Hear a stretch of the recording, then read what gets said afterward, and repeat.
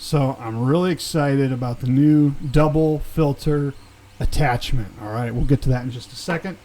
You guys have been seeing this. This is the low poly option filter that I've made. I really appreciate everybody who's helped out with this, your comments, your notes of encouragement. Even some of you guys have gone all the way to even send a tip over. I just really appreciate it. You guys have kept me going. I've literally been up all night working on some stuff here. So if I seem kind of crazy, that's probably why. But just appreciate your patience with me. This is the first time this first mask I did was the first thing I'd ever uploaded to Thingiverse, I think.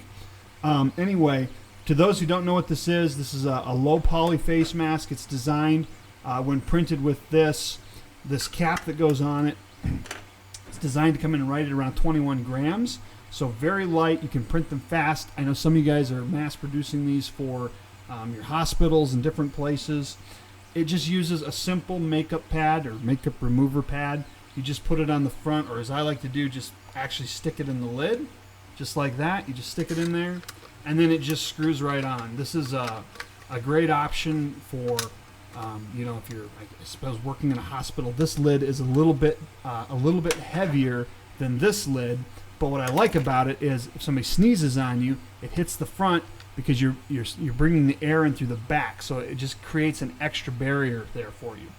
Some people had asked for a way to have like two filters. The problem is if you put two filters in here, one on top of the other, there's not quite enough room for the screw, and it's going to be pretty hard to breathe. I've even read some of you guys are tearing the filter in half just to make it easier to breathe.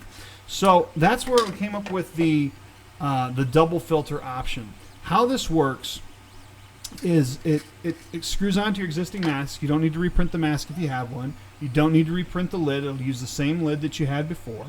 But what you do with this is you take this and you stick a filter in the back, like so, and then there's a little spacer that goes in on top of that, and that spacer is very important because that lets air get around it. We'll get to that in a minute.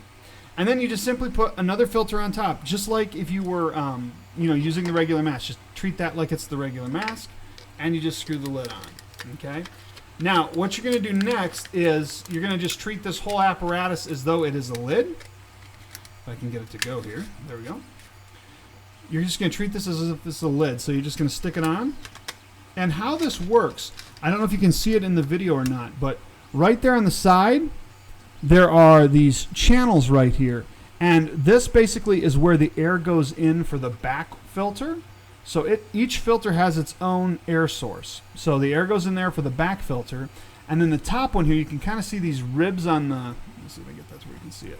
Kind of see these ribs? That's where the air is channeled to the top filter. So it makes it about twice as easy, I guess is what I'm trying to say. It makes it about twice as easy to breathe with this. Now, this is a pretty heavy adapter, so it's going to take a while to print.